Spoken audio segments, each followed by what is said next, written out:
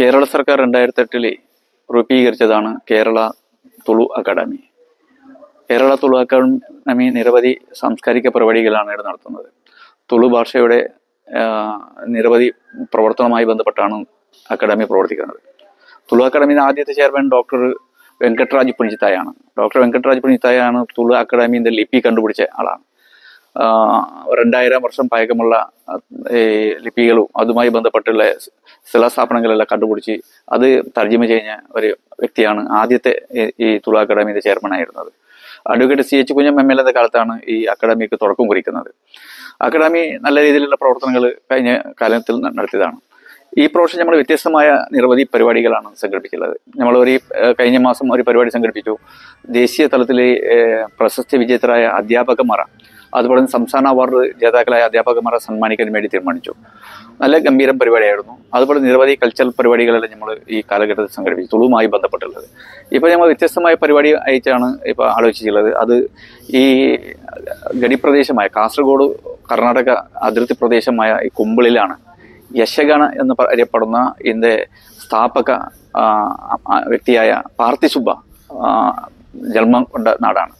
പാർത്ഥിസുബ്ബാണ് യക്ഷഗാനത്തിലേക്കുള്ള ഈ വിധത്തിലുള്ള ഇപ്പോഴത്തെ യക്ഷഗാനത്തിൻ്റെ റൂപ്പറേഖ ഉണ്ടാക്കിയ ഒരു വ്യക്തി. ആ യക്ഷഗാനം ഉണ്ടാക്കിയ പാർത്ഥിസുബ്ബയുടെ നാടാണ് ഈ തുളുനാട്. യക്ഷഗാനം എന്നറിയപ്പെടുന്നത് രാത്രികാലം അല്ലെങ്കിൽ സാധാരണ ഒരു 9 മണി രാവിലെ വരെ പ്രവർത്തിക്കുന്ന യക്ഷഗാനാണ്. കഥകളിയുടെ പിന്നർ റൂപ്പാണ്. കഥകളിക്ക് സംസാരിക്കാൻ അറിയില്ല, പാടില്ല. പക്ഷെ ഇത് സംസാരവും സംഗീതവും നാട്യവും എല്ലാം ഉൾപ്പെടുന്നതാണ് യക്ഷഗാനം. ആ യക്ഷഗാനം ഇപ്പോൾ മലയാളത്തിലടക്കം സ്കൂൾ കലോത്സവത്തിൻ്റെ പരിപാടിയായിട്ട് മലയാളത്തിൽ കൂടി യക്ഷഗാനം അവതരിപ്പിക്കുന്നുണ്ട്. അത് പണ്ടത്തെ ചരിത്രവുമായി ബന്ധപ്പെട്ട് പുതിയ കാലഘട്ടത്തിൻ്റെ ഈ പ്രദേശത്തിൻ്റെ പ്രവർത്തനവുമായി ബന്ധപ്പെട്ട് നിരവധി യക്ഷഗാന ഇതെല്ലാം ഉണ്ട്. നമ്മുടെ സൗത്ത് കന്നഡ, ഉടുപ്പി ഈ 2 ജില്ലയിൽ 100 കണക്കിന് യക്ഷഗാന ടീമുകളുണ്ട്. അമ്പലങ്ങൾ കേന്ദ്രീകരിച്ചാണ് ഏറ്റവും കൂടുതൽ ടീമുകൾ പ്രവർത്തിക്കുന്നത്. കാസർഗോഡ് ജില്ലയിൽ തന്നെ 350 കലാകാരന്മാർ യക്ഷഗാനവുമായി ബന്ധപ്പെട്ട് പ്രവർത്തിക്കുന്നുണ്ട്. അവർ അതിൽ ഒരു 70 വയസ്സിന് മുകളിലുള്ള ഒരു 94 വയസ്സ് വരെയുള്ള ആൾക്കാരുണ്ട്. 10, 30, 40 കൊല്ലം യക്ഷഗാനത്തിൽ മാത്രമേ പ്രവർത്തിച്ച ആൾക്കാരാണ്. അവർക്ക് വേറെ ജീവിതമേ ഉണ്ടായിരുന്നില്ല. യക്ഷഗാനം ഈ പ്രദേശത്തെ ഒരു കല ആയതുകൊണ്ട് അത് അന്താരാഷ്ട്രീയ തലത്തിൽ വലിയ ഫേമസ് ഒന്നും ആയില്ല. പക്ഷെ ഇപ്പം അമേരിക്കയിലടക്കം ഈ നിരക്ക് ഈ യക്ഷഗാനത്തിന്റെ ഏറ്റവും പ്രധാനപ്പെട്ട ഒരു ഭാഗവത്തുണ്ട്, സതീഷ് ഷെട്ടി പട്ല. ഇയാളെ നേതൃത്വത്തിൽ അമേരിക്കയിലടക്കം യക്ഷഗാനത്തിന്റെ പ്രവർത്തനം നടക്കുന്നുണ്ട്. അപ്പോൾ ലോകം മുഴുവനിലെ ഈ തുളു സംസാരിക്കുന്ന ആൾക്കാർ ഏറ്റവും ഇഷ്ടപ്പെടുന്ന സംഭവമാണ് യക്ഷഗാനവുമായി ബന്ധപ്പെട്ട്.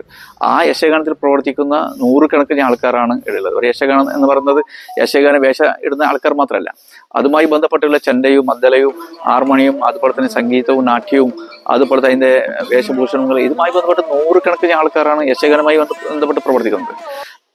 കർണാടക യക്ഷഗാന അക്കാദമി ഉണ്ട്, കേരളത്തിലെ യക്ഷഗാന അക്കാദമികൾ പ്രവർത്തിക്കുന്നുണ്ട്. പക്ഷെ നമ്മൾ തുളു അക്കാദമി ഈ യക്ഷഗാനത്തിൽ പ്രവർത്തിക്കുന്ന കാസർഗോഡ് ജില്ലയിനകത്ത് ജീവിച്ചിരിക്കുന്ന യക്ഷഗാന കലാകാരന്മാർ 70 വയസ്സിന് പ്രായം കൂടിയ ആൾക്കാരെ സമ്മാനിക്കാൻ വേണ്ടിയാണ് തീരുമാനിച്ചിട്ടുള്ളത്. അത് ഇന്നാണ് ഇവിടെ ഈ പരിപാടി സംഘടിപ്പിച്ചിട്ടുള്ളത്. മഞ്ചേശ്വർ MLA അത് MLA AK മസ്റഫ്, ഉദുമ MLA ആയ CH കുഞ്ഞമ്പു, ഈ 2 MLA ആണ് ഈ പരിപാടിയിൽ പങ്കെടുക്കുന്നത്. അതുപോലെ തന്നെ ഈ പരിപാടി നടക്കുന്നത് ഈ മഞ്ചേശ്വരത്തിന്റെ പ്രധാനപ്പെട്ട ഒരു കേന്ദ്രമാണ് കൊണ്ടവൂർ നിത്യാനന്ദാശ്രമം. ഇവിടുത്തെ യോഗാനന്ദ സ്വാമീജിന്റെ നേതൃത്വത്തിലാണ് ഈ പരിപാടിയുടെ സംഘടിപ്പിക്കാൻ ആലോചിച്ചുള്ളത്. അതുപോലെ തന്നെ എടനീർ മഠാധിപതി ഈ പരിപാടിയിൽ പങ്കെടുക്കുന്നുണ്ട്. സാംസ്കാരിക രംഗത്ത് നിരവധി പ്രതിഭകൾ ഈ പരിപാടിയിൽ പങ്കെടുക്കുന്നുണ്ട്. അതൊരു ഗംഭീരം പരിപാടി നടത്താൻ വേണ്ടിയാണ് കേരള തുളു അക്കാദമി ഇപ്പോൾ ആലോചിച്ചുള്ളത് ഇന്ന്.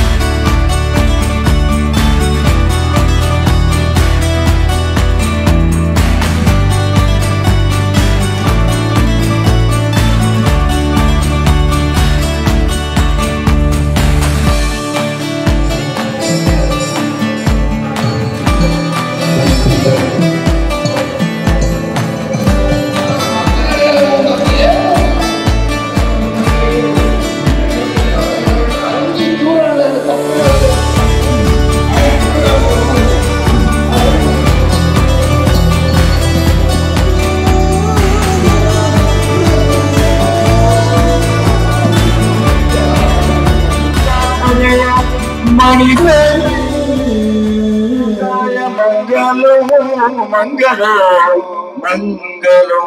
नमो प्रणवार्थाय शुद्ध ज्ञानैकमूर्ति निर्मलाय प्रशांताय दक्षिणामूर्तये नमः।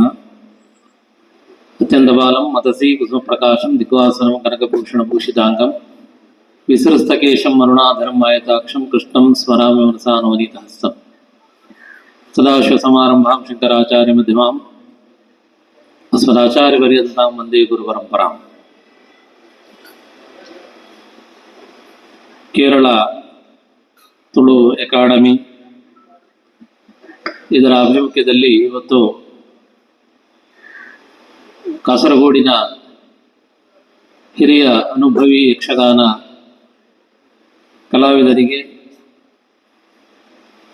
ಗುರುತಿಸಿ ಅವರನ್ನು ಮಾನಿಸುವಂತಹ ಒಂದು ಕಾರ್ಯಕ್ರಮ ಇಲ್ಲಿ ನಡೀತಾ ಇದೆ. ಕೆಲವು ದಿನಗಳ ಹಿಂದೆ ಆತ್ಮೀಯರಾದಂತಹ ಜಯಾನಂದ ಅವರು, ತುಳು ಅಕಾಡೆಮಿ ಅಧ್ಯಕ್ಷರು ಆಗಿರುವಂತಹ ಜಯಾನಂದ ಅವರು ನಮ್ಮನ್ನು ಸಂಪರ್ಕಿಸಿ ಈ ಕಾರ್ಯಕ್ರಮದಲ್ಲಿ ಪಾಲ್ಗೊಳ್ಳಬೇಕು ಅನ್ನೋದಾಗಿ ತಿಳಿಸಿದ್ರು. ಬಹಳ ಸಂತೋಷದಿಂದ ನಾವು ಅದಕ್ಕೆ ಒಪ್ಪಿಕೊಂಡೆವು. ಮುಖ್ಯವಾಗಿ ಇದರಲ್ಲಿ ಪಾಲ್ಗೊಳ್ಳಲಿಕ್ಕೆ 3 ಕಾರಣಗಳಿವೆ. ಒಂದನೇದಾಗಿ ತುಳು ಅಕಾಡೆಮಿ ಮಾಡುವಂತಹ ಒಂದು ಕಾರ್ಯಕ್ರಮ, ತುಳು ಅಕಾಡೆಮಿಗೂ ಮಠಕ್ಕೂ ಬೇರೆ ಒಂದು ಸಂಬಂಧ ಇದೆ. ಆ ನಂತರದಲ್ಲಿ ಇದರಲ್ಲಿ ಯಕ್ಷಗಾನ ಕಲಾವಿದರನ್ನು ಗುರುತಿಸ್ತಾರೆ ಅನ್ನೋದು ಇನ್ನೊಂದು ನಮಗೆ ಸಂತೋಷದ ವಿಷಯ. ಅದಲ್ಲದೆ ಈ ಕಾರ್ಯಕ್ರಮ ನಡೀತಾ ಇರೋದು ಕೊಂಡೆಯೂರು ಆಶ್ರಮದಲ್ಲಿ ನಮಗೆ ಆತ್ಮೀಯರಾದಂತಹ ಕೊಂಡೆಯೂರು ಶ್ರೀಗಳ ಒಂದು ನೇತೃತ್ವದಲ್ಲಿ ಅನ್ನೋದು ಮತ್ತೊಂದು ಕಾರಣ. ಈ ರೀತಿಯಿಂದ ಇವತ್ತು ಈ ಕಾರ್ಯಕ್ರಮದಲ್ಲಿ ಬಂದು ಬಹಳ ಸಂತೋಷಗೊಂಡಿದ್ದೇವೆ. ಯಾವ ಭಾಷೆ ಆದರೂ ಅದು ಮಲಯಾಳ ಇರ್ಬೋದು, ಕನ್ನಡ ಇರ್ಬೋದು, ತುಳು ಇರ್ಬೋದು, ಎಲ್ಲವೂ ನಮ್ಮ ವ್ಯವಹಾರಕ್ಕಾಗಿರುವಂತಹ ಭಾಷೆಗಳು, ಎಲ್ಲವೂ ನಾವು ಪ್ರೀತಿಸಬೇಕಾದಂತಹ ಭಾಷೆಗಳು. ಹಾಗಿರುವಾಗ ಅಂತಹ ಒಂದು ಅಂತರವನ್ನು ಇಟ್ಟುಕೊಳ್ಳದೆ ತುಳು ಅಕಾಡೆಮಿ ಇವತ್ತು ಮೂಲತಃ ಕನ್ನಡದ ಒಂದು ಕಲೆಯಾದಂತಹ, ಇವತ್ತು ತುಳುವಿನಲ್ಲಿ ಕೂಡ ಯಕ್ಷಗಾನ ಪ್ರದರ್ಶನ ನೀಡಲ್ಪಡ್ತಾರೆ. ಆದರೂ ಕೂಡ ಅಂತಹ ಒಂದು ಯಕ್ಷಗಾನದ ಕಲಾವಿದರನ್ನು ಗುರುತಿಸ್ತಾ ಇರೋದು ಖಂಡಿತವಾಗಿಯೂ ನಮಗೆ ಅದು ಸಂತೋಷದ ವಿಷಯ. ತುಳು ಅಕಾಡೆಮಿಗೂ ಅದರದ್ದೇ ಆದಂತಹ ಒಂದು ವ್ಯಾಪ್ತಿ ಇದೆ. ಅದರ ಹೊರತಾಗಿ ಇವತ್ತು ಯಕ್ಷಗಾನ ಕಲಾವಿದರನ್ನು ಇಲ್ಲಿ ಗುರುತಿಸ್ತಾ ಇದೆ ಅಂದರೆ ಅದು ಖಂಡಿತವಾಗಿಯೂ ಒಂದು ಮಾದರಿಯ ಕಾರ್ಯಕ್ರಮ ಮತ್ತು ಒಂದು ವಿನೂತನವಾದಂತಹ ಕಾರ್ಯಕ್ರಮ. ತುಳು ಅಕಾಡೆಮಿ ಇರ್ಬೋದು, ಪಾರ್ಥಿಸಪ್ಪ ಯಕ್ಷಗಾನ ಕಲಾಕ್ಷೇತ್ರ ಇರಬಹುದು, ಅದು ಹುಟ್ಟಿಕೊಂಡದ್ದು ಮಂಜೇಶ್ವರದಲ್ಲಿ, ಕೇರಳ ಸರ್ಕಾರದ 2 ಸಂಸ್ಥೆಯಾಗಿ ಹುಟ್ಟಿಕೊಂಡದ್ದು ಮಂಜೇಶ್ವರದಲ್ಲಿ. ಮೂಲತಃ ಮಲಯಾಳ ಮನೆ ಮಾತಾಗಿರುವಂತಹ CH ಕುಂಜಂಬು ಅವರು ಮಂಜೇಶ್ವರದ ಶಾಸಕರಾಗಿದ್ದ ಕಾಲದಲ್ಲಿ ತುಳು ಅಕಾಡೆಮಿ ಮತ್ತು ಪಾರ್ಥಿಸಪ್ಪ ಕಲಾಕ್ಷೇತ್ರ ಹುಟ್ಟಿಕೊಂಡದ್ದು. ಅದರಲ್ಲೂ ತುಳು ಅಕಾಡೆಮಿಯ ಪ್ರಥಮವಾದಂತಹ ಒಂದು ಮೀಟಿಂಗ್ ಅನ್ನು ಅವರು ಕೇಶವಾನಂದ ಭಾರತಿ ಶ್ರೀಪಾದಂಗಳಿರುವಾಗ ಅವರ ಒಂದು ನೇತೃತ್ವದಲ್ಲಿ ಶ್ರೀ ವೆಂಕಟರಾಜ ಪುಣಚಿತಾಯ ಕೇರಳ ತುಳು ಅಕಾಡೆಮಿಯ ಪ್ರಥಮ ಅಧ್ಯಕ್ಷರು, ಅವರನ್ನು ಕೂಡ ಒಡಗೂಡಿಸಿಕೊಂಡು ಮಠದಲ್ಲೇ ಅದು ನಡೆದದ್ದು ನಮಗೆ ಇವತ್ತಿಗೂ ಅದು ನೆನಪಿದೆ. ಆ ನಿಟ್ಟಿನಲ್ಲಿ ತುಳು ಅಕಾಡೆಮಿಗೂ ಮಂಜೇಶ್ವರದಲ್ಲಿ ಇರುವಂತಹ ತುಳು ಅಕಾಡೆಮಿಗೂ ಇಡಂದಿನ ಮಠಕ್ಕೂ ಒಂದು ಸಂಬಂಧ ಅದು. ಇವತ್ತು ಆ ರೀತಿಯ ಯಾವುದೇ ರೀತಿಯ ಭೇದಗಳಿಲ್ಲದೆ, ಭಾಷಾ ವೈರುಧ್ಯಗಳಿಲ್ಲದೆ ಇವತ್ತು ನಮಗೂ ಎಡಂದಿನ ಮಠಕ್ಕೆ ಹೆಮ್ಮೆಯಾದಂತಹ ಒಂದು ಕಲೆ ಯಕ್ಷಗಾನ ಕಲೆ. ಯಕ್ಷಗಾನ ಕಲಾವಿದರಂದ್ರೆ ನಮ್ಮ ಮಠದ ಕಲಾವಿದರು ಅನ್ನುವಂತಹ ಒಂದು ಬಾಂಧವ್ಯ ಮೊದಲಿಂದು ಬೆಳೆದು ಬಂದದ್ದು. ಆ ರೀತಿಯಲ್ಲಿ ಯಕ್ಷಗಾನಕ್ಕೆ ಸಂಬಂಧಪಟ್ಟಂತಹ ಮುಮ್ಮೇಳ ಕಲಾವಿದರಿರ್ಬೋದು, ಹಿಮ್ಮೇಳ ಕಲಾವಿದರಿರ್ಬೋದು ಮತ್ತು ನೇಪಥ್ಯ ಕಲಾವಿದರಿರ್ಬೋದು, ಹೀಗೆ ಎಲ್ಲರನ್ನೂ ಸೇರಿಸಿಕೊಂಡು ಇಲ್ಲಿ ಗೌರವಿಸುವಂತ ಒಂದು ಕೆಲಸ ನಡೀತಾ ಇದೆ. ಒಂದು ಕಲೆ ಸಮಷ್ಟಿಯಲ್ಲಿ ಅದಕ್ಕೆ ಒಳಗೊಂಡಂತಹ ಎಲ್ಲ ರೀತಿಯ ವಿಭಾಗದಲ್ಲಿರುವಂತಹ ಸಾಧಕರನ್ನು ಗುರುತಿಸಿದಾಗ ನಿಜವಾಗಿ ಅದು ಒಂದು ಕಲೆಯನ್ನು ಗುರುತಿಸಿದಾಗ ಆಗ್ತದೆ ಮತ್ತು ಕಲೆಗೆ ಒಂದು ಗೌರವ ನೀಡಿದಂತ ಆಗ್ತದೆ. ಆ ನಿಟ್ಟಿನಲ್ಲಿ ಇವತ್ತು ತುಳು ಅಕಾಡೆಮಿ ಯಕ್ಷಗಾನದ ಮುಮ್ಮೇಳ ಕಲಾವಿದರು, ಹಿಮ್ಮೇಳ ಕಲಾವಿದರು, ನೇಪಥ್ಯದ ಕಲಾವಿದರು ಎಲ್ಲರನ್ನೂ ಸೇರಿಸಿಕೊಂಡು ಇಂತಹ ಒಂದು ಕಾರ್ಯಕ್ರಮ ಮಾಡ್ತಾ ಇದೆ. ಅದಕ್ಕಾಗಿ ಅದರ ಅಧ್ಯಕ್ಷರಾದಂತಹ KR ಜಯಾನಂದ ಮತ್ತು ಅವರ ಎಲ್ಲ ಸಹ ಕಾರ್ಯಕರ್ತರನ್ನು ಆತ್ಮೀಯವಾಗಿ ಅಭಿನಂದಿಸ್ತಾ ಇದ್ದೇನೆ. ಕಾರ್ಯಕ್ರಮದಲ್ಲಿ ಇವತ್ತು ಆತ್ಮೀಯರಾದಂತಹ ಕೊಂಡೆಯೂರು ಶ್ರೀಗಳವರು ಇಲ್ಲಿ ಉಪಸ್ಥಿತರಿದ್ದಾರೆ. ಯಾವತ್ತೂ ಇಂಥ ಕಾರ್ಯಕ್ರಮಗಳಿಗೆ ತಮ್ಮದಾದಂಥ ಎಲ್ಲ ನೆರವನ್ನು ನೀಡ್ತಾ ಬಂದವರು ಕೊಂಡೇವರು ಶ್ರೀಗಳವರು. ಅಂತೆಯೇ 2 ಶಾಸಕರು ಕೂಡ ಈ ಸಂದರ್ಭದಲ್ಲಿ ಇಲ್ಲಿ ಉಪಸ್ಥಿತರಿದ್ದಾರೆ. ಪ್ರಸ್ತುತ ಮಂಜೇಶ್ವರದ ಶಾಸಕರಾಗಿರುವಂತಹ ಎ.ಕೆ.ಎಂ. ಅಶ್ರಫ್ ಅವರು, ಹಿಂದೆ ಮಂಜೇಶ್ವರದ ಶಾಸಕರಾಗಿ ಇವತ್ತು ಉದುಮ ಶಾಸಕರಾಗಿರುವಂತಹ ಶ್ರೀ ಸಿ.ಎಚ್. ಕುಂಜಂಬು ಅವರು, ಇಬ್ಬರು ಕೂಡ ನಮಗೆ ಆತ್ಮೀಯರು, ಮಠದಲ್ಲಿ ಅತ್ಯಂತ ಹೆಚ್ಚಿನ ಸಂಬಂಧವನ್ನು ಇರಿಸಿಕೊಂಡವರು. ಅವರು ಕೂಡ ಈ ವೇದಿಕೆಯಲ್ಲಿರುವುದು ನಮಗೆ ಸಂತೋಷವನ್ನು ಉಂಟು ಮಾಡಿದೆ. ಈಗಾಗಲೇ ಜಯಾನಂದ್ ಅವರು ಅವರ ಮಾತನ್ನು ತಿಳಿಸಿದರು. ಈಗ ಯಕ್ಷಗಾನ ಕಲಾವಿದರನ್ನು ಗುರುತಿಸಿ ಕಾರ್ಯಕ್ರಮ ನಡೀತಾ ಇದೆ. ಮುಂದೆ ಭೂತ ಕಟ್ಟುವಂತಹ ಕಲಾವಿದರನ್ನು ಕೂಡ ಗುರುತಿಸಿ ಅವರನ್ನು ಕೂಡ ಇಂತಹ ಒಂದು ಕಾರ್ಯಕ್ರಮವನ್ನು ಏರ್ಪಡಿಸಬೇಕನ್ನೋದಾಗಿ ಅವರ ಒಂದು ಯೋಜನೆಯನ್ನು ಕೂಡ ಈ ಸಂದರ್ಭದಲ್ಲಿ ತಿಳಿಸಿದರು. ಖಂಡಿತವಾಗಿಯೂ ಮುಂದಿನ ದಿನಗಳಲ್ಲಿ ಅಂತಹ ಒಂದು ಯೋಜನೆಗಳಿದ್ದರೆ, ಎಡದಿನ ಮಠದಲ್ಲಿ ಕೂಡ ಅದನ್ನು ಮಾಡುತ್ತಿದ್ದರೆ ಖಂಡಿತವಾಗಿಯೂ ನಾವು ಮಠದಿಂದ ಆಗಬೇಕಾದ ಸಹಾಯವನ್ನು ಮಾಡ್ತೇವೆ. ಯಾವುದೇ ಕ್ಷೇತ್ರ ಇರ್ಬೋದು, ಆ ಕಲಾವಿದರು ಗುರುತಿಸಲ್ಪಡುವುದು ಈಗ ಅತ್ಯಂತ ಮುಖ್ಯವಾದಂತಹ ವಿಷಯ. ಆ ರೀತಿಯಿಂದ ಅವರ ಮುಂದಿನ ಯೋಜನೆಗಳು ಕೂಡ ಸಾಂಗವಾಗಿ ಅದು ನೆರವೇರಲಿ ಅನ್ನೋದಾಗಿ ಸಂದರ್ಭದಲ್ಲಿ ಪ್ರಾರ್ಥಿಸ್ತಾ, ವೇದಿಕೆಯಲ್ಲಿ ನಮ್ಮ ಮಠದವರೇ ಆದಂತಹ ಮಠದ ಎಲ್ಲ ಕಾರ್ಯಕ್ರಮಗಳಲ್ಲಿ ಬಂದು ಭಾಗವಹಿಸಿದಂತಹ ಹಿರಿಯ ಶ್ರೀಗಳಿಗೂ ಅತ್ಯಂತ ಆಪ್ತರಾದಂತಹ ಡಾಕ್ಟರ್ ರಮಾನಂದ ಬನಾರಿ ಅವರು ಉಪಸ್ಥಿತರಿದ್ದಾರೆ.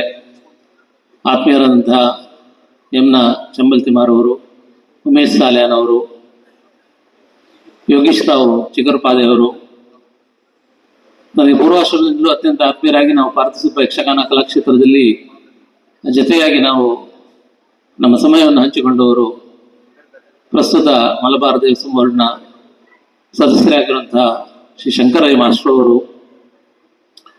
ಅಂತೆಯೇ ತುಳು ಸಾಹಿತಿಗಳಾದಂತಹ ಕುಶಾಲಾಕ್ಷಿ ಕುಲಾಲ್ ಅವರು, ಪಾರ್ಥಿಸಭಾ ಯಕ್ಷಗಾನ ಕಲಾಕ್ಷೇತ್ರದ ಪ್ರಸ್ತುತ ಅಧ್ಯಕ್ಷರಾದಂತಹ ಡಿ ಭೂಬು ಅವರು, ಎಲ್ಲರೂ ವೇದಿಕೆಯಲ್ಲಿ ಉಪಸ್ಥಿತರಿದ್ದಾರೆ. ಅವರೆಲ್ಲರಿಗೂ ನಮ್ಮ ಆತ್ಮೀಯ ಅಭಿನಂದನೆಗಳು ತಿಳಿಸ್ತಾ, ಇವತ್ತು ಮುಖ್ಯವಾಗಿ ಈ ಕಾರ್ಯಕ್ರಮದಲ್ಲಿ ಸನ್ಮಾನಿಸಲ್ಪಡುವಂತಹ ಎಲ್ಲ ಯಕ್ಷಗಾನ ಕಲಾವಿದ ಬಂಧುಗಳಿಗೆ, ಕಾರ್ಯಕ್ರಮದಲ್ಲಿ ಭಾಗವಹಿಸಿದಂತಹ ಎಲ್ಲ ಕಲಾಭಿಮಾನಿಗಳಿಗೆ ನಮ್ಮ ಆರಾಧ್ಯ ಮೂರ್ತಿಗಳಾದ ಶ್ರೀ ದಕ್ಷಿಣಾಮೂರ್ತಿ ಗೋಪಾಲಕೃಷ್ಣ ಸ್ವಾಮಿ ಆಯುರಾರೋಗ್ಯ ಭಾಗ್ಯಗಳನ್ನು ನೀಡಿ ಕರುಣಿಸಲಿ ಅನ್ನೋದಾಗಿ ಸಂದರ್ಭದಲ್ಲಿ ಸಂಪ್ರಾರ್ಥಿಸ್ತಾ, ತುಳು ಅಕಾಡೆಮಿ ಕೆ.ಆರ್. ಜಯಾನಂದ ಅವರ ನೇತೃತ್ವದಲ್ಲಿ, ಅವರ ಅಧ್ಯಕ್ಷತೆಯಲ್ಲಿ ಇನ್ನಷ್ಟು ಇಂತಹ ಹೆಚ್ಚಿನ ಕ್ರಿಯಾಶೀಲವಾದ ಕಾರ್ಯಕ್ರಮವನ್ನು ಹಮ್ಮಿಕೊಳ್ಳಿ, ಯಾವತ್ತೂ ಅದಕ್ಕೆ ಕಲಾಭಿಮಾನಿಗಳ ಬೆಂಬಲ ಇರಲಿ ಅನ್ನೋದಾಗಿ ಕೂಡ ನಮ್ಮ ಆಶಯವನ್ನು ವ್ಯಕ್ತಪಡಿಸ್ತಾ ಮಾತಿನಿಂದ ವಿರಮಿಸ್ತಾ ಇದ್ದೇನೆ. ಸರ್ವೇ ಜನಾ ಸುಖಿನೋ ಭವಂತು. ಓಂ ಶಾಂತಿ ಶಾಂತಿ ಶಾಂತಿ. ಪೂಜ್ಯರಾದಂತಹ ಎಡನೀರು ಶ್ರೀಪಾದರನ್ನ ಅಭಿವಂದಿಸುತ್ತಾ, ಕೇರಳ ತುಳು ಅಕಾಡೆಮಿಯ ಇವತ್ತಿನ ಈ ವಿಶೇಷ ಸಮಾರಂಭದ ಉಪಸ್ಥಿತರಿರುವ ಎಲ್ಲರನ್ನ ಅತ್ಯಂತ ಪ್ರೀತಿಯಿಂದ ಗಮನಿಸುತ್ತಾ ಸೇರಿರುವಂತಹ ಸಹೃದಯಿಗಳೇ, ನಾವೊಂದು ಮನೆ ನಿರ್ಮಾಣ ಮಾಡ್ತೇವೆ, ಗೃಹ ಪ್ರವೇಶ ಅಂತ ಕಾರ್ಯಕ್ರಮ ಇಟ್ಕೊಳ್ತೇವೆ. ಉದ್ದೇಶ ಏನಂದ್ರೆ, ನೀವು ಹೊಸದಾಗಿ ನಿರ್ಮಾಣ ಆದ ಮನೆಯೊಳಗೆ ಸೇರುವುದು.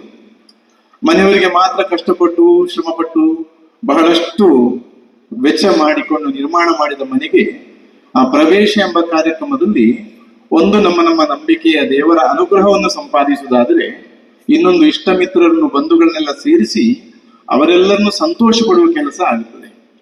ಹಾಗೆ ಒಂದು ಯಾವುದೇ ಒಂದು ಕಾರ್ಯಕ್ರಮ ಇದ್ದರೆ ನಮಗೆ ಸನ್ಮಾನ ಮಾಡುವಂತಹ ಒಂದು ಸನ್ನಿವೇಶವನ್ನು ಸಣ್ಣದಾಗಿ ಅವರ ಮನೆಗೆ ಹೋಗಿ ಮಾಡ್ಲಿಕ್ಕೂ ಆಗುತ್ತದೆ.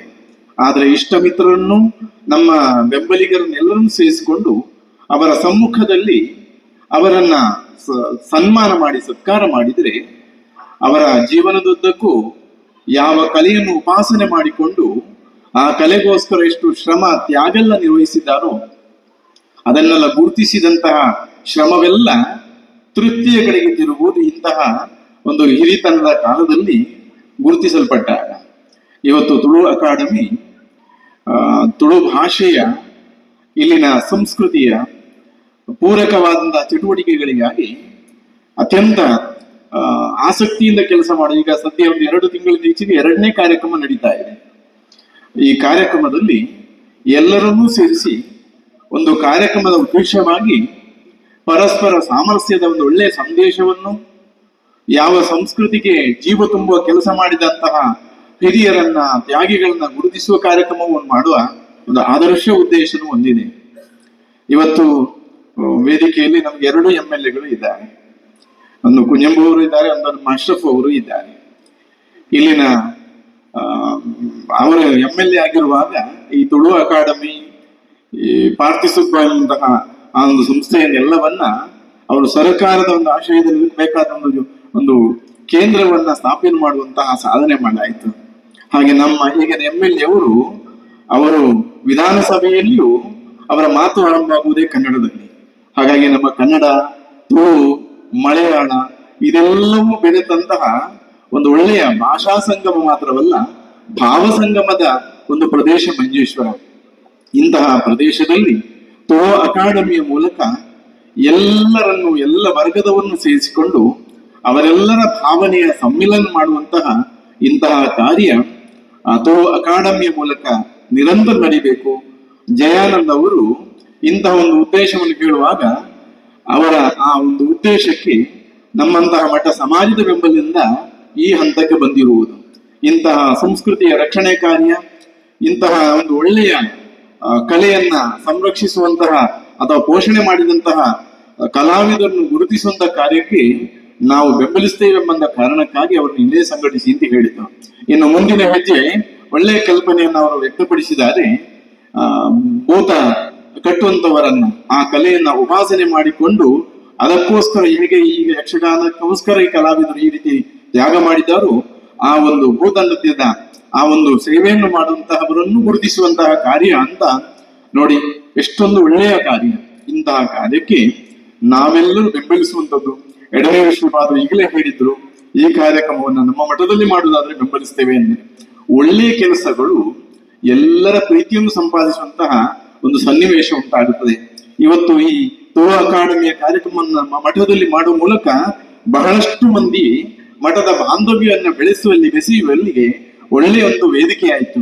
ಹಾಗಾಗಿ ತುಳು ಭಾಷೆ ಇರಬಹುದು ಅಥವಾ ನಮ್ಮ ಈ ಪ್ರದೇಶದ ನಮ್ಮ ತುಳುನಾಡಿನ ಸಂಸ್ಕೃತಿ ಇರಬಹುದು, ಇದೆಲ್ಲ ನಮ್ಮನ್ನ ಪರಸ್ಪರ ನಾವು ಹುಟ್ಟಿನಲ್ಲಿ ಬಂದಂತಹ ನಾವು ಆಡಿಸುವ ನಮ್ಮ ಮಾತೃಭಾಷೆ ಯಾವುದಿದ್ರೂ ಸಹ ನಮಗೆಲ್ಲರಿಗೂ ಪರಸ್ಪರ ಸಂಪರ್ಕಕ್ಕೆ ಒಂದು ಕೊಂಡಿಯಾಗಿ ಇರುವಂತಹ ಭಾಷೆ ತುಳು ಭಾಷೆ. ಹಾಗಾಗಿ ತುಳು ಭಾಷೆಯ ಈ ವೈಭವವನ್ನ, ಇದರ ವಿಶೇಷತೆಯನ್ನ ಎತ್ತಿ ಹಿಡಿಯುವ ಕೆಲಸ ನಾವು ಮಾಡಬೇಕು. ಜೈನೋಡ ತುಳುನಾಡು ಸಂಸ್ಥೆಯ ಉಸ್ತುವಾರಿ ವಹಿಸಿಕೊಂಡು ನಮ್ಮನವರು ಇವತ್ತು ವೇದಿಕೆಯಲ್ಲಿದ್ದಾರೆ. ತುಳು ಭಾಷೆ, ತುಳು ಲಿಪಿ ಇದೆ. ನಮಗಿನ್ನೂ ನಾವು ತುಳುನಾಡಿನಲ್ಲಿದ್ದವರಾಗಿ ತುಳು ಲಿಪಿಗಳ ಬಗ್ಗೆ ನಮಗೆ ಗೊತ್ತಿಲ್ಲ. ಅಂತಹ ತುಳು ಲಿಪಿಯನ್ನ ಮತ್ತೆ ಪುನರುದ್ಧಾರ ಮಾಡಿ ಜನಸಾಮಾನ್ಯರಿಗೆ ಮುಟ್ಟಿಸಬೇಕೆಂಬಂತಹ ಪ್ರಯತ್ನವನ್ನು ಮಾಡುವಂತವರು ನಮ್ಮ ವೇದಿಕೆಯಲ್ಲಿದ್ದಾರೆ. ಹಾಗಾಗಿ ನಾವು ತುಳು ಭಾಷೆಯನ್ನು ಉಳಿಸೋಣ, ತುಳು ಸಂಸ್ಕೃತಿಯನ್ನು ಉಳಿಸೋಣ, ತುಳು ಲಿಪಿಯನ್ನು ಉಳಿಸುವ ಮಾತ್ರವಲ್ಲ, ಇಂತಹ ವೇದಿಕೆಯ ಮೂಲಕ ನಮ್ಮ ಮಂಜೇಶ್ವರದಲ್ಲಿ ಒಂದು ಪರಸ್ಪರ ಜಾತಿ, ಮತ, ಭೇದ, ಪಂಗಡ ಯಾವುದೂ ವ್ಯತ್ಯಾಸವಿಲ್ಲದ ಸಾಮರಸ್ಯದ ಒಂದು ವೇದಿಕೆಗೆ ಇದೊಂದು ಬುನಾದಿಯಾಗಲಿ. ತುಳು ಅಕಾಡೆಮಿಯ ಮೂಲಕ ಸಮಾಜ ಹಿತವಾದ ಒಳ್ಳೆಯ ಕಾರ್ಯಗಳು ನಿರಂತರ ನಡೆಯುವಂತಾಗಲಿ ಅಂತ ಪ್ರಾರ್ಥಿಸುತ್ತಾ, ಇಂತಹ ಕಾರ್ಯಕ್ರಮ ನಿರಂತರ ಮಠ ಬೆಂಬಲಿಸುತ್ತದೆ ಎಂಬಂತಹ ಮಾತನ್ನು ಈ ಮೂಲಕ ವ್ಯಕ್ತಪಡಿಸುತ್ತಾ, ಈ ಕಾರ್ಯಕ್ರಮ ನಾವಿಲ್ಲಿ ಸಂಯೋಜಕಕ್ಕೆ ಅಭಿನಂದನೆಯನ್ನು ಹೇಳ್ತಾ, ವೇದಿಕೆಯಲ್ಲಿ ಎಲ್ಲ ಹಿರಿಯರೆಲ್ಲ ಇದ್ದೀರಿ, ನೀವೆಲ್ಲ ಈ ಕಾರ್ಯಕ್ರಮಕ್ಕೆ ಬಂದು ಆಗಮಿಸುವುದು ಈ ಕಾರ್ಯಕ್ರಮದ ಘನತೆಗೆ ಇನ್ನಷ್ಟು ದೊಡ್ಡ ತೂಕ ಬಂದಿದೆ. ಸನ್ಮಾನ ಸ್ವೀಕರಿಸುವ ನಿಮಗೆಲ್ಲರಿಗೂ ದೇವರ ಅನುಗ್ರಹ ಆಗಲಿ ಅಂತಲೂ പ്രാർത്ഥിಸುತ್ತಾ കൃഷ്ണ അർപ്പണമസ്തു. കൊണ്ടയൂർ സ്വാമിജി, വേദിയിലുള്ള വിശിഷ്ട വ്യക്തികളെ, സഹോദരി സഹോദരന്മാരെ, ഞാനിവിടെ വന്നപ്പോൾ ഈ വേദിയിരിക്കുന്ന മുഴുവൻ ആളുകളുടെ മുഖവും സ്റ്റേജിലിരിക്കുന്ന, അതുപോലെ തന്നെ വേദിയിരിക്കുന്ന നിങ്ങളുടെ എല്ലാവരുടെയും മുഖവും നോക്കിയപ്പോൾ എല്ലാവരും തുളുക്കാരാണ്. ഒറ്റ മലയാളി ഇവിടെ ഉള്ളത് ഞാൻ മാത്രമാണ്. എനിക്ക് തുളു അറിയാത്ത ഒരാൾ ഇപ്പൊ ഇവിടെ ഉള്ളത് ഞാൻ മാത്രമാണ്. അല്ലെ? ആര് പറയാ? എന്റെ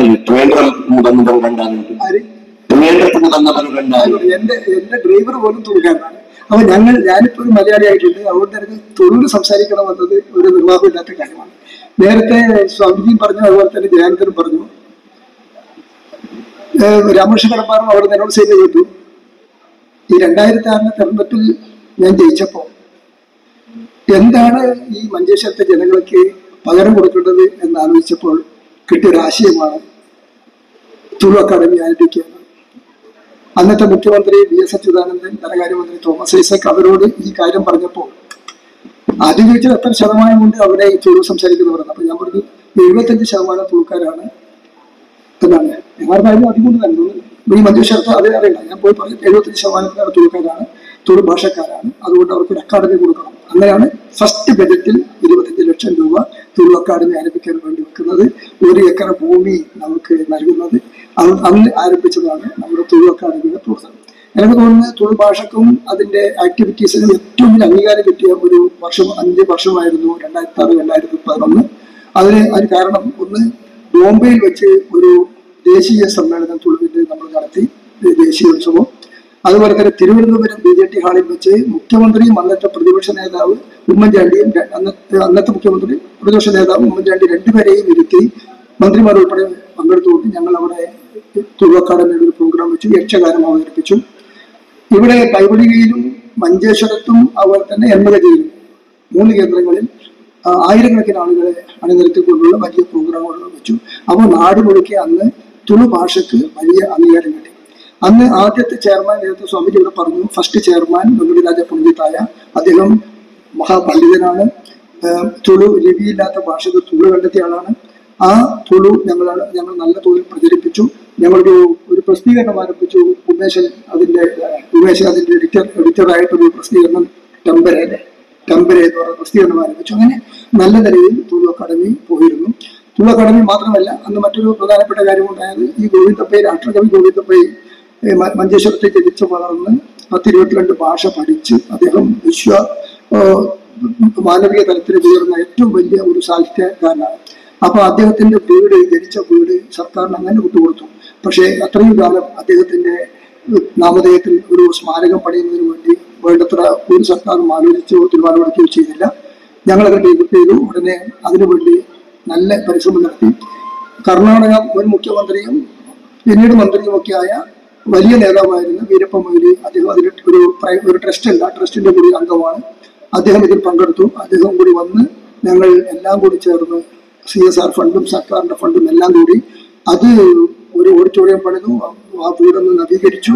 അവിടെ അതിമനോഹരമായ ഒരു സാംസ്കാരിക നിലയമാക്കി. പക്ഷേ വേണ്ടത്ര അത് കന്നഡ ഭാഷക്കാർ ഉപയോഗിക്കുന്നു എന്ന് ചോദിച്ചാൽ അങ്ങനെ ഇല്ല എന്നാണ് എനിക്ക് തോന്നുന്നത്. പക്ഷേ മനോഹരമായ ഗോവിന്ദപ്പൈ മെമ്മോറിയൽ മഞ്ചേശ്വരത്ത് ഉയർന്നിരുന്നു. യക്ഷഗാനം കണ്ടുപിടിച്ചത് അല്ലെങ്കിൽ യക്ഷഗാനം ഉണ്ടാക്കിയത് കുമ്പളയിൽ ജനിച്ച പാർത്ഥിസുബ്ബയാണ്. അപ്പൊ പാർത്ഥിസുബ്ബക്ക് യക്ഷഗാനത്തിന് അക്കാദമി വേണം എന്ന് ഞങ്ങൾ ആലോചിച്ചു. ആ യക്ഷഗാന അക്കാദമിയും ഞങ്ങൾ അതേ സമയത്ത് തന്നെ ആരംഭിച്ചു. പക്ഷേ അതിന് സ്ഥലമെടുത്ത് അതിന്റെ കെട്ടിട നിർമ്മാണത്തിന്റെ ഒരു ഘട്ടം കഴിഞ്ഞപ്പോൾ ഇലക്ഷൻ വന്നു. ഇലക്ഷനിൽ പിന്നീട് MLA മാറി, പിന്നീട് ഭരണം മാറി. അപ്പോൾ അത് പാതി വഴിക്ക് നിൽക്കുന്നതാണ്. തുളു അക്കാദമി ആരംഭിക്കുമ്പോൾ ഞങ്ങളത് നിയമസഭയിൽ ഇത് പാസ്സാക്കിയെടുത്ത് ഇതിന്റെ ആലോചന മീറ്റിംഗ്, ആദ്യം ഞങ്ങൾ ഇതിന്റെ മീറ്റിംഗ് ചേരുന്നത് എഴുന്നൂർ മഠത്തിൽ വെച്ചാണ്. അന്നത്തെ കേശവാനന്ദ ഭാരതി സ്വാമിജി അദ്ദേഹത്തിന്റെ സാന്നിധ്യത്തിൽ, ഇന്നത്തെ സ്വാമിജി, ഞങ്ങളുമെല്ലാം അതിൽ ആ മീറ്റിംഗിൽ പങ്കെടുത്തു. അവിടെ നിന്ന് എല്ലാവരും കൂടിയിട്ടാണ് തുളു അക്കാദമി എങ്ങനെ ആയിരിക്കണം എന്നതിന്റെ ഫസ്റ്റ് കാറ്റഗറി ഡ്രാഫ്റ്റ് ഉണ്ടാക്കുന്നത്. അതനുസരിച്ച് അപ്പോൾ എഴുന്നൂർ മഠത്തിന് തുളു അക്കാദമിയുമായിട്ട് നല്ലൊരു ബന്ധം അന്നു മുതലേ ഉണ്ട്. എന്നാൽ നേരത്തെ കൊണ്ടയൂർ സ്വാമിജി പറഞ്ഞ പോലെ ഞാനും തന്നെ വന്ന് പറഞ്ഞപ്പോൾ അക്കാദമിയുടെ ഒരു പ്രോഗ്രാം ഇവിടെ വെക്കാം, വളരെ നന്നായി നന്നായി പറയാം. ഞാൻ എനിക്ക് 8 കൊല്ലം മുമ്പാണ് ഇവിടെ വന്നത്. ഞാൻ വരുമ്പോൾ ഇങ്ങനെ ഉണ്ടായില്ല. ഇന്ന് ഞാൻ ആകെ ഇവിടെ വന്നപ്പോൾ ആകെ സർപ്രൈസ് ആയിപ്പോയി. ഞാൻ ഇത്രയും വലിയ മാറ്റം കൊണ്ടുവന്നു. ഏതായാലും ഈ കൊണ്ടയൂർ സ്വാമിജിയുടെ ആശ്രമം വളരെ മെച്ചപ്പെട്ട നിലയിൽ ഉയർന്നു വന്നിട്ടുണ്ട്.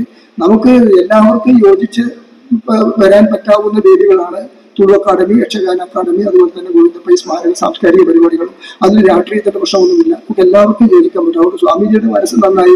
അദ്ദേഹം പറഞ്ഞു, നിങ്ങൾ ഇത്തരം പരിപാടി എത്ര വളർന്നു ഇവിടെ വെച്ചു. ഏകദേശം 25ഓളം 25-30 പേരെ ഇന്ന് ഇവിടെ ആദരിക്കുന്നുണ്ട്. അത് വളരെ നന്നായി.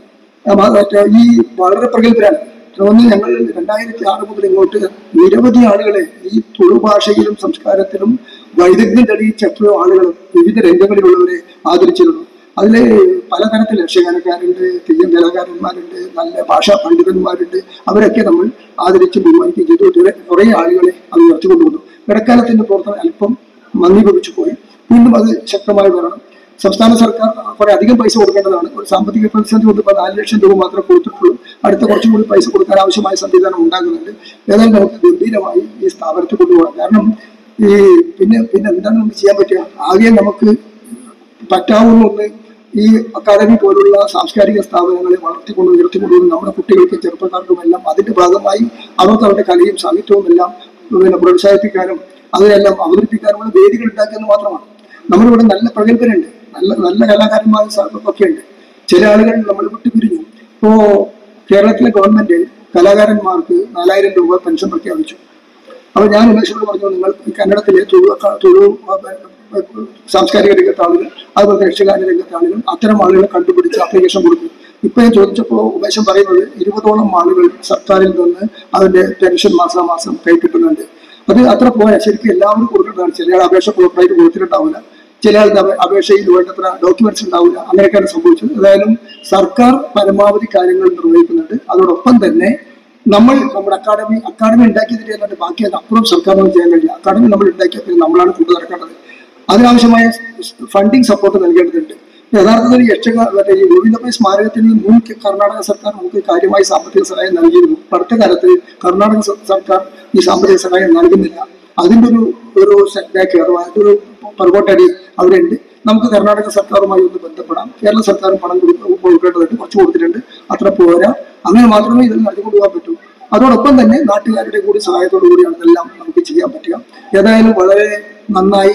ദയാനന്ദൻ ഇപ്പൊ ചെയർമാനാണ്. ആദ്യത്തെ ചെയർമാൻ മൃഗരാജ കുടിച്ചിട്ടായ, രണ്ടാമത് എനിക്ക് തോന്നുന്നു നമ്മുടെ അഡ്വക്കേറ്റ് സുബയ്യ കയ്യായി, ആർട്ടിസ്റ്റ് കുടിച്ചിട്ടായി. അദ്ദേഹം പോയതിനു ശേഷം നമ്മുടെ സുബയ്യ റയ്യായി. അതിനുശേഷമാണ് ഇവിടെ ഉമേഷ് ആര്യൻ ചെയർമാനായി. ഇപ്പോഴാണ് ജയാനന്ദൻ.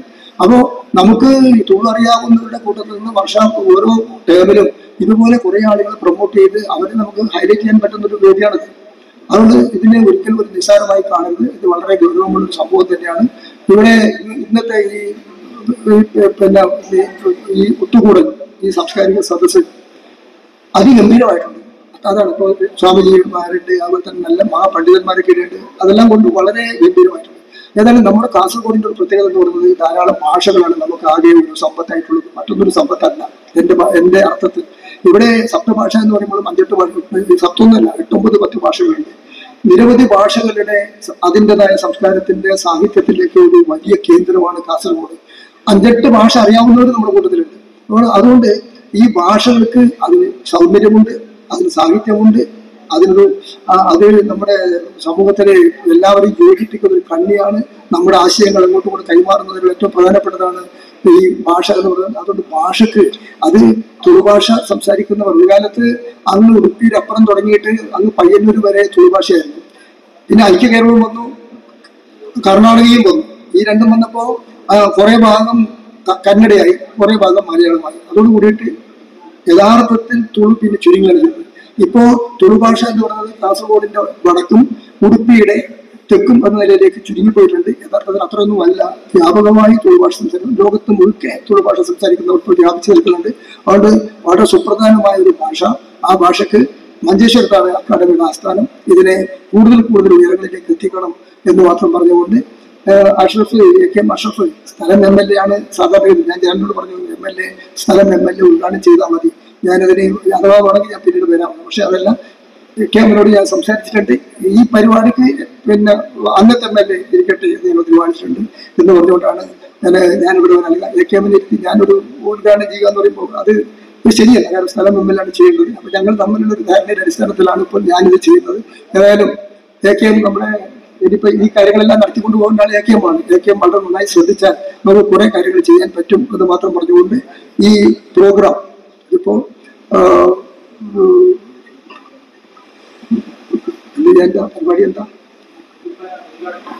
എന്റെ പരിപാടി എന്താ യക്ഷഗാനത്തിന്റെ വിദഗ്ധന്മാർക്കുള്ള സമ്മാനം കൊടുക്കലും അവർ ആദരിക്കലുമാണ്. ആ പരിപാടി ഔപചാരികമായി ഉദ്ഘാടനം ചെയ്ത് അറിയിച്ചുകൊണ്ട് ഞാൻ വാക്കുകൾ അവസാനം. ವೇದಿಕೆಯನ್ನು ಆಸೀನರಾಗಿರುವಂತಹ ಪರಮಪೂಜ್ಯ ಎಡನೀರು ಸ್ವಾಮೀಜಿಗಳು, ಪರಮಪೂಜ್ಯ ಕೊಂಡೇವರು ಸ್ವಾಮೀಜಿಗಳು, CH ಕುಂಜಂ ML ಸಮೇತ ಇರುವ ಗಣ್ಯಾತಿ ಗಣ್ಯರೇ, ಕೇರಳ ತುಳು ಅಕಾಡೆಮಿಯ ಬಹಳ ಸಂಭ್ರಮದ ಸಂತೋಷದ ಒಂದು ಕಾರ್ಯಕ್ರಮ ಇಲ್ಲಿ ಜರುಗ್ತಾ ಇದೆ. ನಾನು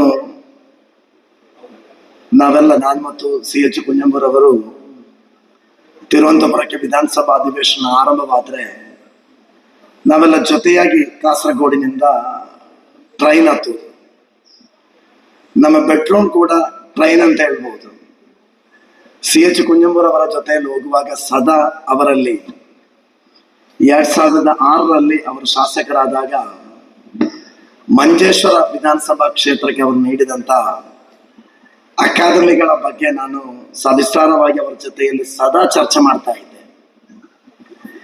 ಯಾವುದೇ ಅಭಿವೃದ್ಧಿ ಮಾಡಿದವರನ್ನು ನೆನಪಿಸಬೇಕಾದ್ದು, ಅಭಿನಂದಿಸಬೇಕಾದ್ದು ನಮ್ಮೆಲ್ಲರ ಕರ್ತವ್ಯ.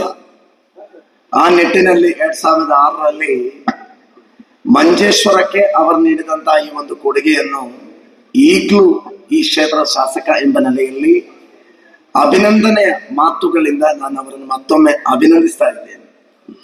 ಅದೇ ರೀತಿಯಲ್ಲಿ ಈ ಒಂದು ಕಾರ್ಯಕ್ರಮದಲ್ಲಿ ಮಂಜೇಶ್ವರದ ಮಟ್ಟಿಗೆ ನಾವೆಲ್ಲ ನಮ್ಮ ಈ ಮಂಜೇಶ್ವರವನ್ನು ಭಾಷೆಗಳ, ಕಲೆಗಳ, ಸಂಸ್ಕೃತಿಗಳ ಮಣ್ಣು ಅಂತ ಬಹಳ ಹೆಮ್ಮೆಯಿಂದ ಹೇಳ್ತಾ ಇರ್ತೇವೆ. ನನ್ನ ಪಕ್ಕದಲ್ಲಿ ಕೂತವರು ನಮ್ಮ ಯೋಗೇಶ್ ಅವರು, ಚಿಗುರುಪಾದೆ ಮಾಸ್ಟರ್ ಅವರು ನನ್ನ ಜೊತೆಯಲ್ಲೇ ಕೂತಿದ್ರು. ನಾನಲ್ಲಿ ಎಡೆಯವರಲ್ಲಿ ಯಕ್ಷಗಾನದ ಬಗ್ಗೆ ಅದೇ ರೀತಿಯಲ್ಲಿ ಇವತ್ತಿನ ಈ ಕಾರ್ಯಕ್ರಮದಲ್ಲಿ ಸನ್ಮಾನಿಸಲ್ಪಡುವ ವ್ಯಕ್ತಿತ್ವಗಳ ಬಗ್ಗೆ ನಾನು ಒಬ್ಬೊಬ್ಬರನ್ನು ಬೊಟ್ಟು ಮಾಡಿ ತೋರಿಸಿ ಅವರಿಂದ ಕಲಿತಾ ಇದ್ದೆ. ಆಗ ಅವರು ಹೇಳಿದ ಒಂದು ಮಾತು, ನಾನು ಹೇಳಿದ ಒಂದು ಮಾತು, ನಾವೊಂದು ಚರ್ಚೆ ಮಾಡಿದ ವಿಷಯ ಅಂತ ಹೇಳಿದ್ರೆ, ನಾವೆಲ್ಲ ಇಲ್ಲಿ ಯಕ್ಷಗಾನಕ್ಕೆ ಅಪಾರವಾದ ಕೊಡುಗೆಗಳನ್ನು ನೀಡಿದ, ಹಲವಾರು ವಲಯಗಳಲ್ಲಿ ಮಿಂಚಿದ ವ್ಯಕ್ತಿತ್ವಗಳನ್ನು, ಭಾಗವತರನ್ನು, ವೇಷಧಾರಿಗಳನ್ನು, ಮೇಳ ನಡೆಸುವವರನ್ನೆಲ್ಲ ನಾವು ಸನ್ಮಾನಿಸ್ತಾ ಇದ್ದೇವೆ. ಆದ್ರೆ ನಾನಲ್ಲಿ ಬಹಳ ಒಂದು ಬೇಸರದ ನೋಡಿ ಸಂಗತಿ ಅಂತ ಹೇಳಿದ್ರೆ, ನನ್ನ ಜನರೇಷನ್, ನಾನು 41ನೇ ವಯಸ್ಸಲ್ಲಿ ವಿಧಾನಸಭೆಗೆ ಹೋದ ಒಬ್ಬ, ನನ್ನ ಜನರೇಷನ್ ಹೊಸ ಜನರೇಷನ್ ನಿಂದ ಈ ಒಂದು ವಲಯಕ್ಕೆ ಹೊಸ ತಲೆಮಾರು ಬರ್ತಾ ಇಲ್ಲ ಎಂಬುದನ್ನು ಬಹಳ ಸವಿಸ್ತಾರವಾಗಿ ಚರ್ಚೆ ಮಾಡೋದ ವಿಷಯ. ನಾನು ಎಡೆಯಲ್ಲಿ ಯೋಗೇಶ್ ಮಾಸ್ಟರ್ನ ಕೇಳಿದೆ. ಅವರು ಮೀಂಜ ಪಂಚಾಯತ್ನ ಯಕ್ಷಗಾನದ ಒಂದು ಹಿನ್ನೆಲೆಯ ಬಗ್ಗೆ ನನಗೆ ಹೇಳಿಕೊಡ್ತಾ ಇದ್ದೆ. ಅದರಡೆಯಲ್ಲಿ ನಾನು ಕೇಳಿದೆ, ಮೀಂಜದಲ್ಲಿ ಅವರು ಹೇಳಿದ್ರು 12ರಷ್ಟು ಹಿರಿಯ ಯಕ್ಷಗಾನ ಕಲಾವಿದರಿದ್ರು, ಆದ್ರೆ ಹೊಸ ತಲೆಮಾರಿಗೆ ಅವರ ಕುಟುಂಬದಿಂದಲೂ ಕೂಡ ಒಬ್ಬರನ್ನು ಬರುವುದಿಲ್ಲ ಅಂತ ಹೇಳಿದ್ರೆ, ನಿಜಕ್ಕೂ ಆ ವಲಯದಲ್ಲಿ ಬಹಳ ಹೊಸ ತಲೆಮಾರನ್ನು ಯಾವ ರೀತಿಯಲ್ಲಿ ಆ ಒಂದು ಯಕ್ಷಗಾನ ಕಲೆಗೆ ಅವರನ್ನು ಆಕರ್ಷಿಸಿ ಅವರನ್ನು ತರಬೇಕಾದ ಕೆಲಸದ ಬಗ್ಗೆ ಒಂದು ಚರ್ಚೆ ಕೂಡ ನಡೆಯಬೇಕಾದ ಒಂದು ಅವಶ್ಯಕತೆಯನ್ನು ಈ ಸಂದರ್ಭದಲ್ಲಿ ಹೇಳಲಿಕ್ಕೆ ಇಚ್ಛೆ ಪಡ್ತಾ ಇದ್ದೇನೆ. ಎಡನೀರು ಸ್ವಾಮೀಜಿಗಳು ನಮ್ಗೆಲ್ಲ, ನಾವು ಯಾವ ರೀತಿ ಅಂತ ಹೇಳಿದ್ರೆ, ನಾನು ತಿರುವನಂತಪುರಕ್ಕೆ ಹೋದಾಗ ನಮ್ಗೆಲ್ಲ ತಿಳಿದ ಮಟ್ಟಿಗೆ ಭಾರತದ ಉಚ್ಚ ನ್ಯಾಯಾಲಯದಲ್ಲಿ, ಸುಪ್ರೀಂ ಕೋರ್ಟ್ ಅಲ್ಲಿ ಸದಾ ಎಡನೀರ್ ಹೆಸರು ಬಾರದ ಒಂದೇ ಒಂದು ದಿವಸ ಕೂಡ ನಮ್ಮ ಕೋರ್ಟಿನ ಒಂದು ಚರ್ಚೆಗಳಲ್ಲಿ ಇಲ್ಲ ಅಂತ ಸದಾ ನಾವು ಕೇಳುವಂತ ಒಂದು ಮಾತು. ಆ ನಿಟ್ಟಿನಲ್ಲಿ ಮಾತ್ರವಲ್ಲ, ಎಡನೀರ್ ಸ್ವಾಮೀಜಿಗಳು, ನಾನಲ್ಲಿ ಕೆಲವೊಂದು ಕಾರ್ಯಕ್ರಮಗಳಿಗೆ ಹೋಗಿದ್ದೆ.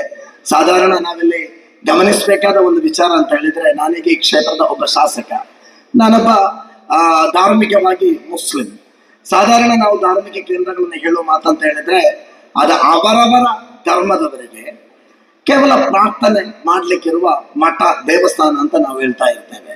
ಎಡನೀರು ಅದೇ ರೀತಿಯಲ್ಲಿ ಕೊಂಡೆಯೂರು ದೇವಸ್ಥಾನಗಳನ್ನು ಎಡನೀರಿನ ಮುಸಲ್ಮಾನರು ಮತ್ತು ಕೊಂಡೆಯೂರಿನ ಆಸುಪಾಸಿನ ಮುಸಲ್ಮಾನರು ಹೇಳ್ತಾರೆ, ಅದು ನಮ್ಮ ದೇವಸ್ಥಾನ, ಅದು ನಮ್ಮ ಪ್ರೀತಿಯ ಪ್ರಾರ್ಥನೆಯ ಕೇಂದ್ರ ಅಂತ ಹೇಳ್ತಾ ಇದ್ದಾರೆ.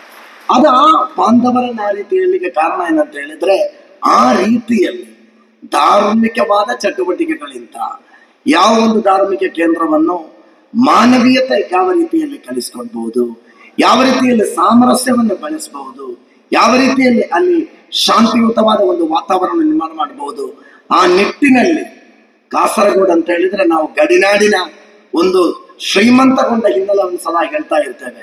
ನಾನು ಈಗಲೂ ಈ ಒಂದು ಸಭೆಯಲ್ಲಿ ಅವರ ಮಾತುಗಳನ್ನು ಗಮನಿಸ್ತಾ ಇದ್ದೆ.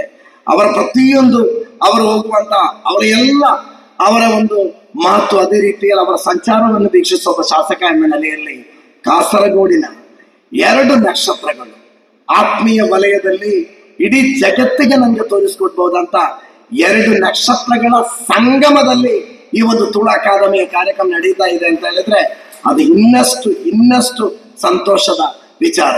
ನನ್ನ ಸುದೀರ್ಘವಾದ ಭಾಷಣಕ್ಕೆ ಮುಂದುವರಿತಾ ಇಲ್ಲ. ಯಾಕೆಂತ ಹೇಳಿದ್ರೆ, ಯಕ್ಷಗಾನ ಅಂತ ಹೇಳಿದ್ರೆ ಸಣ್ಣದಿರುವಾಗ ನಾನು ಕೂಡ ಒಂದು ದೇವಸ್ಥಾನದ ಮುಂದೆ ಹೋಗಿ ನನ್ನ ದೊಡ್ಡಮ್ಮನ ಮನೆಗೆ ಹೋದಾಗ ನಾನು ನೋಡಿದ ಒಂದು ನೆನಪಿದೆ. ಅದರ ನಂತರ ಜಾಸ್ತಿ ಅಂತ ಹೇಳಿದ್ರೆ ತುಳು ಸಿನಿಮಾವನ್ನು ನೋಡ್ತಾ ಇದ್ದೀನಿ. ಮಂಗಳೂರು ಪುರಭವನದಲ್ಲಿ ತುಳು ಸಿನಿಮಾದ ಒಂದು ಹುಚ್ಚೆ ನನಗಿದೆ. ಈ ತುಳು ಸಿನಿಮಾಗಳನ್ನು ನೋಡುವಾಗ ತುಳು ಭಾಷೆ ಬಗ್ಗೆ, ತುಳು ಸಂಸ್ಕೃತಿಯ ಬಗ್ಗೆ ನನಗೆ ಕಲೀಲಿಕ್ಕೆ ಸಾಧ್ಯವಾದಂತ ಒಂದು, ನಾನೀಗಲೂ ಕೂಡ ತುಳು ಭಾಷೆ ತುಳುವಿನಲ್ಲೇ ಮಾತನಾಡ್ಬೇಕಂತ ಮನಸ್ಸಲ್ಲಿ ಆಸೆ ಇತ್ತು. ಆದ್ರೆ ಸ್ವಾಮೀಜಿಗಳು ಕೂಡ ಇಬ್ರು ಕನ್ನಡದಲ್ಲೇ ಮಾತಾಡಿದ್ರು.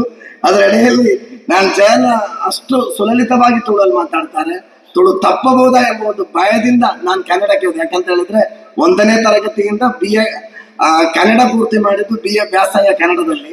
ಆ ಕನ್ನಡ ಜೊತೆಗಿನ ನಿಟ್ಟಿನಲ್ಲಿ ಅದು ಕನ್ನಡದಲ್ಲೇ ಮಾತಾಡೋದು ಅವಸರ ಬಂತು. ನಾನು ಒಂದು ಮಾತನ್ನು ಕೂಡ ಇತ್ತೀಚೆಗೆ ನಾನು ನಿಮ್ಗೆಲ್ಲ ತಿಳಿದಿರಬಹುದು, ಅರ್ಜುನ್ ಎಂಬ ಒಬ್ಬ ಯುವಕ, ಕಲ್ಲಿಕೋಟೆಯ ಲಾರಿ ಚಾಲಕ, ನಮ್ಮ ಶಿರೂರಲ್ಲಿ ಒಂದು ಗುಡ್ಡ ಕುಸಿತದಲ್ಲಿ ಬಿದ್ದಾಗ ನಾನು 1 ದಿನಕ್ಕೆ ಅಂತ ಹೇಳಿ ಶಿರೂರಿಗೆ ಹೋದೆ. ನಾನು ಅಲ್ಲಿ ಹೋದಾಗ 45 ದಿನಗಳ ಕಾಲ ನಾನು ಅರ್ಜುನ್ಗೋಸ್ಕರ ಶಿರೂರಲ್ಲಿದ್ದೆ. ನಾನು ಅಲ್ಲಿ ಇದ್ದಾಗ ಅಲ್ಲಿ ಹೆಚ್ಚಿನವರು, ನಾನು MLA ಇರುವ ನನ್ನ ಮಂಜೇಶ್ವರದ ಇನ್ನೋವಾದಲ್ಲಿ ನಾನಲ್ಲಿ ಸದಾ ಓಡಾಡ್ತಾ ಇದ್ದೆ ಅಲ್ಲಿನ ಶಾಸಕರ ಜೊತೆಯಲ್ಲಿ. ಅಲ್ಲಿ ನನ್ನಲ್ಲಿ ಎಲ್ಲ ದಿವಸದಲ್ಲಿ ಎಲ್ಲರೂ ಕೇಳೋದು ಮಾತಂತ ಹೇಳಿದ್ರೆ, ಅರ್ಜುನ್ ನಿಮ್ಮ ಕ್ಷೇತ್ರದವನ ಅಂತ ಕೇಳಿದ್ರು. ನಾನು ಹೇಳಿದ್ರೆ ನನ್ನ ಮಂಜೇಶ್ವರದವರಲ್ಲ, ನಿಮ್ಮ ಜಿಲ್ಲೆಯವರ ಅಂತ ಕೇಳಿದ್ರು. ನಾನು ಹೇಳಿದೆ ನನ್ನ ಜಿಲ್ಲೆಯವರು ಕೂಡ ಅಲ್ಲ. ಅರ್ಜುನ್ ಎಲ್ಲಿಯವರು? ಅರ್ಜುನ್ ಕಲ್ಲಿಕೋಟೆಯವರು.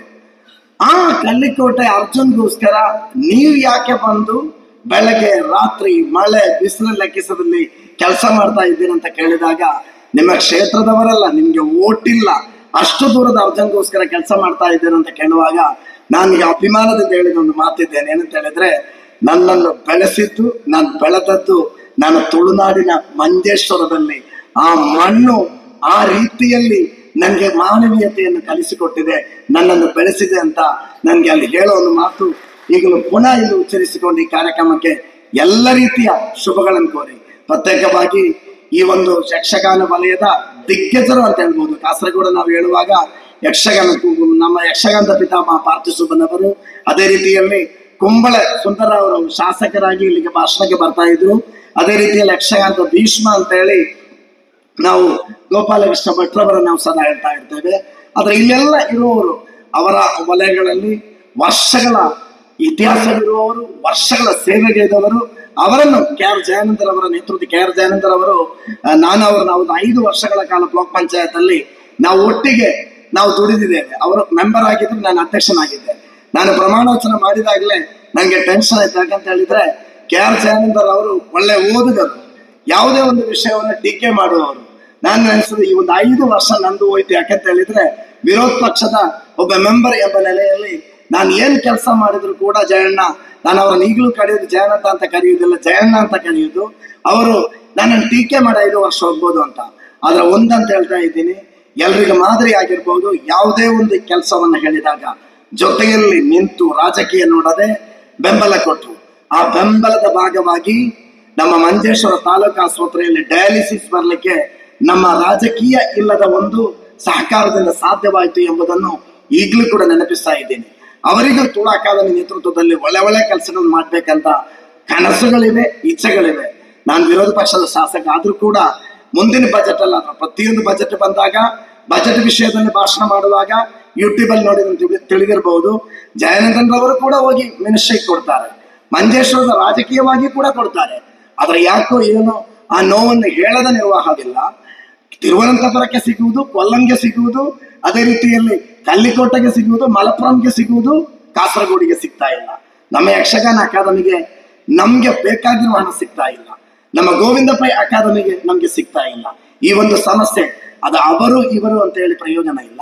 ಖಂಡಿತವಾಗಿ ಮುಂದಿನ ತಿಂಗಳು ಫೆಬ್ರವರಿಯಲ್ಲಿ ಬಜೆಟ್ ಮಂಡನೆ ಮಾಡುವಾಗ ನನಗೆ 26-27ಕ್ಕೆ ವಿಧಾನಸಭೆಗೆ ನನ್ನ ಕಮಿಟಿಗೆ ಹೋದ ಸಂದರ್ಭದಲ್ಲಿ ಮುಂದಿನ ಬಜೆಟ್ ಅಲ್ಲಿ ನಮ್ಮ ಯಕ್ಷಗಾನ ಅಕಾಡೆಮಿಗೆ, ಅದೇ ರೀತಿ ತುಳು ಅಕಾಡೆಮಿಗೆ ಸ್ವಲ್ಪ ಜಾಸ್ತಿ ಹಣ ಕೊಡ್ಲಿಕ್ಕೋಸ್ಕರ ಮುಖ್ಯಮಂತ್ರಿಗಳಲ್ಲೂ ನಮ್ಮ ವಿತ್ತ ಸಚಿವರಲ್ಲೂ ವಿನಂತಿ ಮಾಡ್ತೀನಿ ಅಂತ ಈ ಸಂದರ್ಭದಲ್ಲಿ ಹೇಳಿಕೊಂಡು ಈ ಕಾರ್ಯಕ್ರಮ ಹಮ್ಮಿಕೊಂಡ ಇದರ ಶಿಲ್ಪಿ ಜಯಾನಂದನ್ ಅವರ ತಂಡಕ್ಕೆ ಹೃತ್ಪೂರ್ವಕವಾದ ಕೃತಜ್ಞತೆ ಸಲ್ಲಿಸಿಕೊಂಡು, ಅದೇ ರೀತಿಯಲ್ಲಿ ಈ ಒಂದು ಕಾರ್ಯಕ್ರಮ ನಡೆಸುವಾಗ ನಮ್ಮಲ್ಲಿ ನಡೆಸಿ ನಮ್ಮ ಸಹಕಾರ ಇದೆ ಅಂತ ಹೇಳಿದ ಕೊಂಡೇವರು ಸ್ವಾಮೀಜಿಗಳನ್ನು ಕೂಡ ಈ ಸಂದರ್ಭದಲ್ಲಿ ಕೃತಜ್ಞತೆ ಸಲ್ಲಿಸಿ ನನ್ನ ಮಾತಿಗೆ ವಿರಾಮ.